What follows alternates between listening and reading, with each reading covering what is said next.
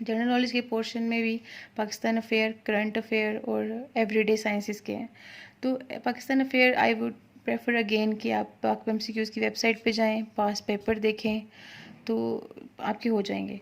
Current affairs जो है इसमें भी पाकिस्तान अफेयर में एक बात और भी मैं करना चाहूँगी कि जैसे बहुत सारे लोग हैं वो कहते हैं कि मुग़ल एरा की जो डेट्स हैं या आपकी प्री पार्टीशन या पोस्ट पार्टीशन की जो डेट्स हैं वो याद करना बहुत मुश्किल है। आई वुड प्रेफर कि आप इस पे अपना टाइम वेस्ट नहीं करें। मुग़ल एरा के आपको एमसीक्यूज़ आते हैं ज़्यादा से ज़्यादा 2-3 एमसीक्यूज़ आ जाएंगे। उन 2-3-4-5 एमसीक्यूज़ के पीछे आप अपना पूरा पेपर ज़ाया नहीं करें, तो इस पोर्शन को आप वैसे ही अंदर से निकाल दें। नेक्स्ट है आपके पास प्री और पोस्ट पार्टीशन की डेट्स। प्री और पोस्ट पार्टीशन की डेट्स जो हैं ये जब आप पाकिस्तान अफेयर की तैयारी करते हैं तो उसमें भी आपको बहुत हद तक बगैर स्पेसिफिकली डेट्स लर्न किए भी आपको डेट्स लर्न हो जाती हैं। नॉर्मली डेट ना भी लर्न हो तो आपको ईयर तो इजीली लर्न हो जाते हैं, लेकिन बहुत ज़्यादा डेट्स वो पूछता भी नहीं है। एक 5 से 6 एमसीक्यू ज़्यादा से ज़्यादा आएंगे डेट्स से रिलेटेड। अदरवाइज़ बहुत सारी पाकिस्तान अफेयर में चीज़ें हैं जो वो पूछ सकता है।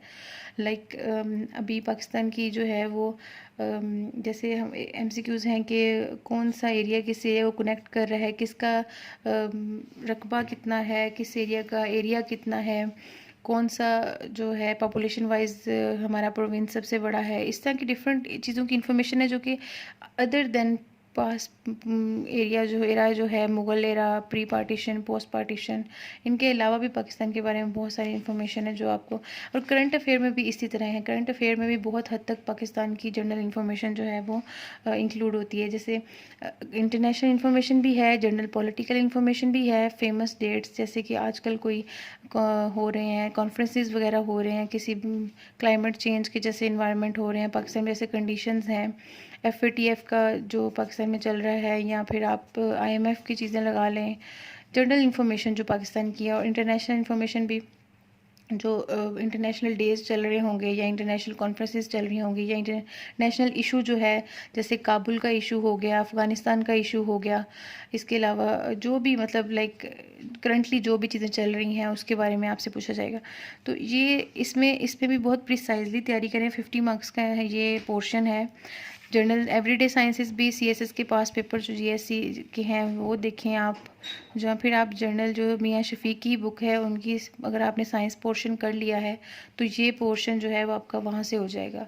तो इस पोर्शन को आप उतना टाइम ना दें, आप 1 या 2 पोर्शन जैसे कि जनरल नॉलेज का 50 MCQs का है, अगर आपका ये एरिया अच्छा है तो इसके साथ फिर आप उर्दू और इस्लामियात में या इंग्लिश में अच्छा करके अपने 66 मार्क्स बना सकते हैं। अगर आपका जनरल एबिलिटी का पोर्शन अच्छा है तो उसके साथ फिर आप 1 या 2 पोर्शन या 3 पोर्शन कुछ ऐसे लाइटली ले लें जिसको आप इस तरह से सॉल्व करें कि आपको 66 या 70 तक का मार्जिन। आपने इसमें टॉप नहीं करना, इसमें कोई कंपटीशन नहीं है इस चीज़ का कि किसके मार्क्स ज़्यादा हैं या कम है। 66 हैं, आप पास हैं। तो आपको बहुत ज़्यादा फोकस जो है वो यही करना चाहिए कि आपका कौन सा 1-2 पोर्शन स्ट्रॉन्ग है लेते हैं, लेकिन आपको पाकिस्तान अफेयर और करंट अफेयर की डेट्स लर्न नहीं हो रही तो don't waste your time on it, क्योंकि आपके पास इतना टाइम नहीं है। अब एग्ज़ाम भी पास आ रहे हैं तो आप इस पर इतना टाइम वेस्ट कर नहीं सकते। एक तो इसकी बहुत ज़्यादा स्ट्रेस नहीं लें इस पेपर की, क्योंकि ये आपका बेसिक मेन पेपर तो है नहीं, ना इसमें कोई कंपटीशन है। इसमें सिर्फ 66 मार्क्स आपको गेन करने हैं। अगर आप हर पोर्शन को फोकस करने लगेंगे तो आप ऑब्वियसली कुछ ना कुछ मिस कर देंगे या बहुत टाइम इस पे लगाएंगे।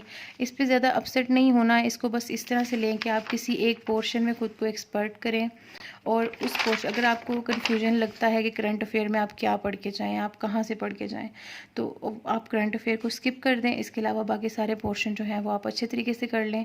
आपकी साइंसेस की बैकग्राउंड है, आप एवरीडे साइंस में अच्छे हैं तो आपको ऑब्वियसली यहाँ से 10 to 15 मार्क्स तो आएंगे ही। तो इसी तरह ही 50 मार्क्स को वो डिवाइड करेंगे। जनरल एबिलिटी का पोर्शन आई वुड प्रेफर कि आप इसी बुक से ही अपना सारा basic math, algebra and everything जो है वो इसी से करें।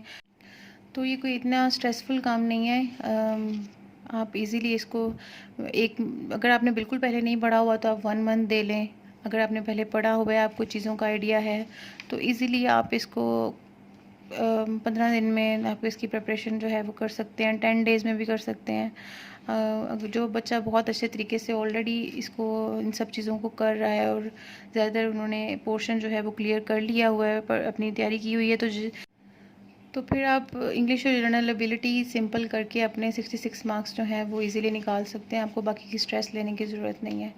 तो ये थी एमपीटी की इन्फॉर्मेशन। अगर आपको कोई क्वेश्चन है तो प्लीज़ कमेंट में पूछिएगा।